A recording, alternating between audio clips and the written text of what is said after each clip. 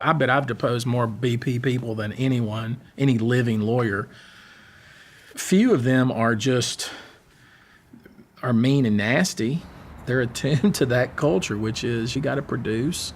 We're all about producing. And they'll tell their employees how safety is paramount, but when the rubber meets the road, they're going to make their quotas. BP, of course, has been a fixture in Texas for many years. They took over the BP Texas City refinery back in the 80s when they merged with Amoco. When they took over, Lord Brown gave a directive that they were going to slash capital expenditures and operating costs by 25% across the board. It took about 3 or 4 years for that directive to lead to an explosion that ended up killing 15 people and injuring thousands of others. Most of the people that work for BP are bonused not on safety, but on production.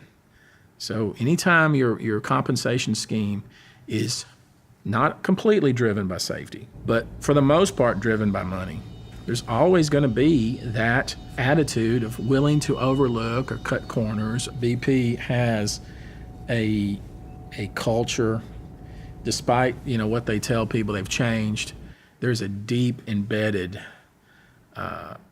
disregard for safety in that company. Is it the way they structure their management? Is it their lack of accountability? Because it's not a linear chain of command the way they set up their company. They've said that there are multiple layers of accountability. What it instead does is create no accountability. If you look on their website and you pull off their what they call their golden rules of safety, and these are corporate wide from the home office in England, and it has their golden rules, and I think there's 7 or 8 of them. And you take any corporate executive, which I've done many times, and say, hey, give me one of them. You familiar with the golden rules? Oh, yes, I'm familiar with them. Okay, name one. I can't name any of them.